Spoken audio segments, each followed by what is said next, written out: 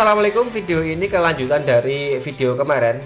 Di sini menjawab pertanyaan dari salah seorang teman kita tentang bagaimana sih menyederhanakan hitungan persentase tanpa menggunakan gelas RPS. Karena masih banyak teman-teman kita yang gagal paham di masalah ini, karena mungkin teman-teman kita nggak pakai gelas RPS seperti yang sering saya pakai ataupun mungkin yang sering dipakai oleh kreator lain ya. Kalau kita pakai gelas RPS memang di situ sudah tercantum, misalkan kita pakai clear coat 41 atau 21 atau clear coat 31 atau clear coat 51, jumlah persentasenya sudah tertera pada gelas, jadi cukup tuang sudah selesai. Nah, kita akan coba menyederhanakan hitungan tersebut pada cara manual, dengan cara manual ya, menggunakan gelas biasa. Coba kita bahas ulas sampai dengan paham, karena kenapa? Jika jumlah persentase thinner yang mungkin saya sampaikan terus ditiru teman-teman, ternyata jumlah thinnernya ini salah, itu akibatnya akan fatal ya. Kalau kebanyakan thinner, biasanya yang terjadi jika mendapati media yang pernah dulunya bekas di repaint, itu masalah keriting akan sering terjadi, atau mungkin juga clearnya absorb atau nggak mengkilap setelah kering. Kalau memang habis ditembak, kalau kita kebanyakan thinner ketika mencampurkan dengan clear coat, itu memang medianya mengkilap. Tapi kalau sudah kering, itu kejadiannya clearnya biasanya nggak biasanya, pasti absorb. Absorb itu menguap, nyerap, menguap, hilang, akhirnya daging clearnya cuman sedikit. Selain dari itu, masalah ditimbulkan tadi adalah keriting.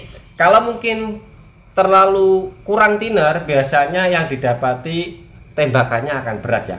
Dan untuk mixing rasio perbandingan thinner ini untuk tiap brand itu memang berbeda-beda. Misalkan dari brand A mixing rasio thinnernya segini, brand B mixing rasio thinner segini. Ini tergantung dari viskositas atau tingkat kekentalan dari brand tersebut. Dan untuk clear 41, clear 21 itu mixing rasio thinnernya juga berbeda-beda. Makanya kita sering mengkampanyekan juga bahwa thinner itu adalah sampah. Thinner itu tetap nguap. Kalau bisa senakal mungkin tetap kita langgar TDS. Kan TDS ini cara aman memainkan sebuah bahan ya. Misalkan ini clear 41 TDS-nya anggap aja di situ 20% atau 30%, kita selalu akan coba main di bawahnya. Kenapa? Karena ya itu tadi, kita coba kampanyekan main thinner sedikit supaya dapat langsung daging, clear coatnya nggak terlalu absorb banget, dan juga menghindari resiko keriting, dan juga mempersingkat atau memperpangkas waktu kerja. Misalkan kita dapat pekerjaan yang ya sedang-sedang saja, nggak terlalu membutuhkan detail yang bagus atau untuk kontes, itu sudah layak untuk dikasihkan ke konsumen tanpa harus melalui proses flow coat. Dan di sini saya dapat pekerjaan satu set body dari motor Aerox, permintaannya warnanya hitam, terus kondisi medianya masih original. Tadi di awal video teman-teman sudah bisa melihat, karena saya mencoba brand warna hitamnya ini dari brand lain, ternyata setelah saya campuri thinner seperti ketika main dari brand yang sering saya gunakan, ternyata kekentalannya berbeda. Misalkan tadi perbandingannya 1:1, ternyata di brand ini 1:1 itu terlalu encer. Jadi teman-teman bisa melihat di video awal-awal tadi saya nembaknya sampai 2 kali ya, atau nunggu jeda, saya gantung kemudian rolling. Karena kenapa? Karena bahannya terlalu encer. Saya mau nambah lagi, wis sayang bahan, mendingan dihabiskan apa yang ada. Jadi tadi sebenarnya mainnya agak keenceran. Oke, kita mulai dari clear coat yang saya gunakan. Di sini saya pakai AST 210. Ini clear tipe 21. Di AST kan ada clear yang 41. Kodenya biasanya 4010. Misalkan 4010 itu ya berarti base clearnya 4, hardenernya 1. Untuk thinnernya biasanya di situ kan tertera mungkin perbandingannya 2, perbandingannya 3 atau berapa. Tapi di AST 21 ini perbandingannya lupa aku ini berapa. Cuman yang kita mainkan karena kita sudah pernah main clear ini secara feeling, oh dia termasuk clear yang ringan. Kita main sedikit thinner ternyata bisa. Untuk mixing ratio yang saya gunakan di sini 15%. Jadi 15% itu cara hitungnya bagaimana jika kita sederhanakan dengan cara ngukur gelas biasa atau manual. Sekarang coba mulai kita hitung. Oke, jadi kita mulai sederhanakan hitungannya seperti gini. Misalkan ini kita pakai clear 21 AST ya. Terus di sini saya memakai mixing ratio thinner 15%. Itu sederhananya seperti jika kita globalkan. Anggap saja clear coat kita pakai 200 mili dan hardenernya 100 mili. Kalau di total antara clear coat dengan hardener itu ketemunya 300 mili. Dan persentase thinner yang dihitung adalah jumlah dari kedua cairan tersebut. 300 mili jika kita kalikan 15% thinner itu ketemunya 45 mili. Kalau teman-teman mungkin bingung, hitung aja pakai kalkulator di HP. Jadi jumlah jumlah clear coat dengan hardener di total dulu. Berikutnya kalikan persentase berapa thinner yang sering disebutkan oleh konten kreator atau mungkin juga saya yang sering menyebutkan pada konten ya. Kemudian satuannya kita ubah menjadi mililiter. Jadi ketemunya 200 mili clear coat, terus hardenernya 100 mili hardener, kemudian thinnernya berarti 40 mili thinner. Jika kita ubah ke satuan gelas takar manual, jadi semisal teman-teman pakai gelas takar manual biasa, itu ketemunya 2 gelas clear coat, 1 gelas hardener, dan 0,5 kurang dari 0,5 thinner ya. Jadi setengah gelasnya kurang sedikit. Sederhananya seperti itu. Jika mungkin teman-teman takut kebanyakan ngaduknya, berarti ya gelasnya dikasih pembatas pakai masking tape. Ini sudah pernah dibahas oleh teman kreator yang lainnya. Sederhananya seperti itu. Jika mungkin pada clear coat 21 dari tipe lain, misalkan saya pakai brand lain, terus campuran mixing ratio thinnernya di situ anggap saja di video yang kemarin ya kita pakai 10%, berarti ya total dari 300 mili itu kalikan 10%, nanti akan ketemu satuan mili. Setelah itu baru kita ubah menjadi satuan yang lebih manual lagi pakai gelas biasa. Jumlah milinya ketemunya di gelas itu perkiraan berapa. Ini akan lebih gampang cara ngitungnya. Sekali lagi yang perlu diingat di sini adalah jumlah persentase clear coat. Misalkan kita anggap aja di kelas 21 ya, itu tiap brand itu beda-beda. Seperti tadi penjelasan saya di depan, tergantung dari berat dan enggaknya clear ini ditembak. Jadi meskipun sama-sama encer, kadang ada clear ini yang berat ditembak atau mungkin ringan ditembak. Oke, berikutnya kita akan coba ngitung pakai clear yang anggap aja di clear coat 41, anggap aja di 40/10-nya 4/10-nya AXT ya. Misalkan di sini saya menggunakan mixing ratio thinnernya dalam persentase itu misalkan di angka 25% ya. Itu perbandingannya berarti sederhananya seperti gini.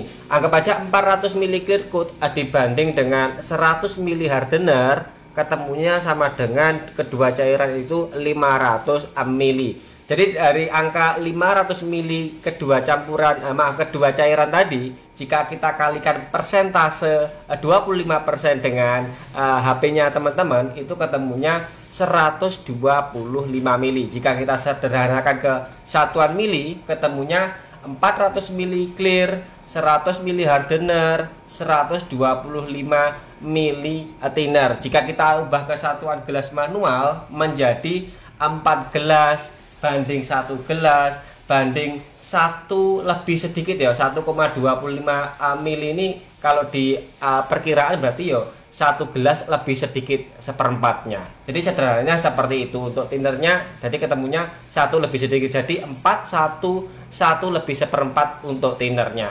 Mungkin teman-teman di sini sudah paham ya. Dan saya ingatkan kembali, persentase thinner ini memang selalu berubah-ubah menyesuaikan dengan satu karakter clear coat, kedua adalah suhu ketika aplikasi dan jenis thinner yang kita gunakan. Semakin kita bisa main thinner sedikit seperti halnya ulasan tadi di depan, itu hasilnya dropnya akan semakin juga sedikit. Solusi lain mungkin bagi teman-teman di sini yang belum memakai gelas RPS, pengen kerjanya ini lebih cepat, itu bisa membeli gelas RPS yang di apotek itu ada ya. Di di apotek itu ada. Cuman kelemahannya kalau kita pakai gelas yang atau gelas ukur yang dari apotek itu, mungkin karakter dari bahannya plastiknya memang beda. Jadi pemakaiannya itu paling 2, 3, 4, 5 kali. Kalau lama nggak kita pakai memang gampang pecah.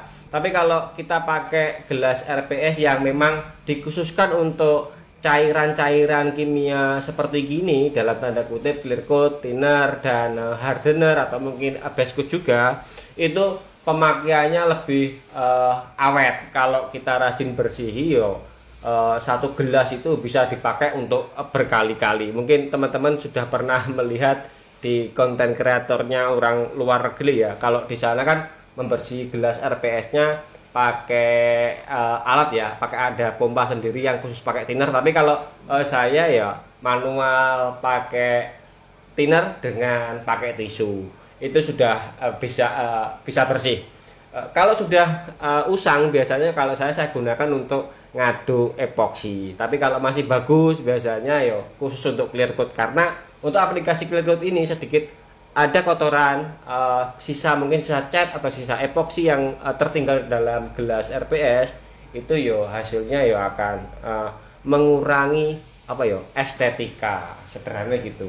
Dan sedikit himbauan, mungkin ada teman-teman kita yang sudah pro terus gelas RPS-nya sekali pakai langsung buang, saya siap nampung. Yang penting harganya jangan harga baru. Terus kalau mau beli gelas RPS-nya di mana ya? Di pusat Sepregan ada, di JSW Mitra itu ada. Terus Ledol Gembus itu juga jualan. Untuk harga gelas RPS-nya set ini kalau nggak salah kemarin sebelum lebaran itu 45.000 ya satu gelas RPS. Itu pemakaiannya sudah berkali-kali. Kalau kita bandingkan dengan mungkin kita membeli gelas plastik biasa yang gelas popes itu yo, ini lebih simpel, lebih cepat, nggak usah ribet-ribet ngitung, sederhananya seperti itu.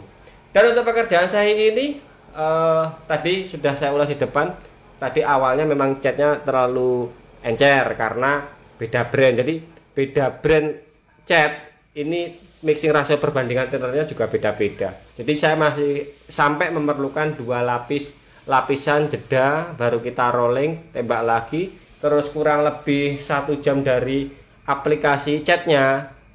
Untuk hasil dropletnya tentunya kalau campurannya banyak kan langsung dapat mulus yo, itu tanpa harus kita gesek sama setek Sepregan yang sudah kita menguasai. Tentunya nggak usah dikesek pun langsung naik clear coat, tentunya hasilnya juga akan bagus seperti yang kita harapkan.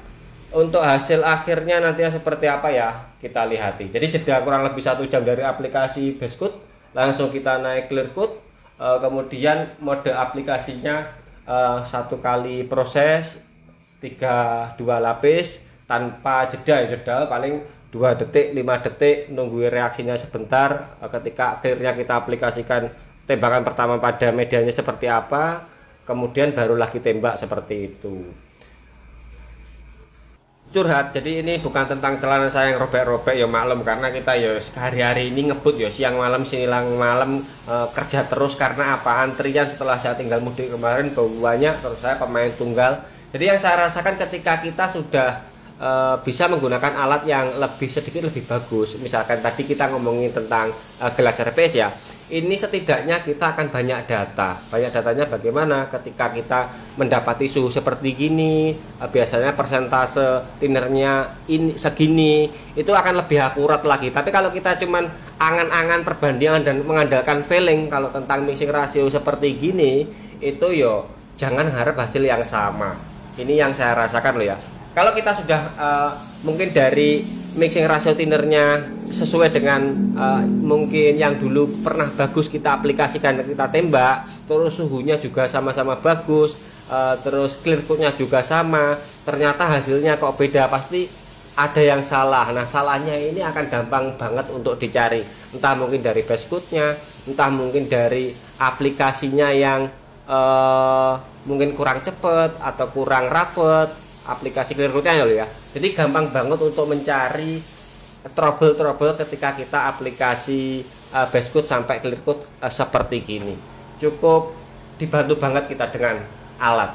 Jadi sudah saatnya upgrade supaya lebih banyak data, Jadi pekerjaan itu semakin cepat. Untuk pekerjaan ini aja datang siang, malam aplikasi karena catnya piu, besok sudah selesai dan dipasangi. Jadi setiap hari itu ya 1 unit, 2 unit, 1 unit, 2 unit. Tentunya pekerjaan kita akan lebih gampang. Jangan terus nanti kalau misalkan terjadi trouble pada pekerjaan kita yang disalahkan bahannya. Cari dulu rentetan masalahnya, terus data yang sudah kita punya seperti apa. Baru kalau sudah data sama, aplikasi sama, base code warnanya kebetulan bahan yang dipakai juga sama, tapi menemui kendala, berarti ada yang salah pada bahannya. Terakhir baru bahan yang mungkin bisa kita salahkan. Oke, dan hasilnya seperti gini. Untuk tadi kebetulan aku nembak 2 unit ya, ada Ninja juga warna hitam juga, catnya sama piu. Tadi saya nembaknya sore. Terus ini hasil keesokan paginya, hasilnya seperti gini. Ya wis layak pol, nggak usah di vlog code ya layak. Oh ya, untuk nozzle yang saya gunakan tadi kalau nggak salah nozzle 12. Untuk spreganya Sata Mini Jet RP Rangda. Wes iki nggak pamer ga. Iki edisi khusus spregane. Ya sederhana nih Sata Mini Jet 4400 yang tipe RP reduce pressure. Yang saya pakai aplikasi Besco tadi yang tipe HVLP. Dan ini kondisi sore harinya setelah dipasang tanpa melalui proses poles ya, belum melalui proses poles karena ada beberapa bagian yang memang kotor ya wajar. Terus untuk vlog code ya enggak, hasilnya seperti gini kan sudah layak. Terus pekerjaan kita jadi cepat. Oke, sekian dari saya. Aku ngowel lagi ngoceh dari kat mau. Jadi kalau ada sumbangan sual dan gelas RPS silahkan monggo dikirim ke tempat saya. Sampai ketemu di video berikutnya. Mudah-mudahan video ini ada manfaatnya. Silahkan tanya di kolom komentar apa yang perlu bahas. Nanti kita bahas di video selanjutnya. Bye bye.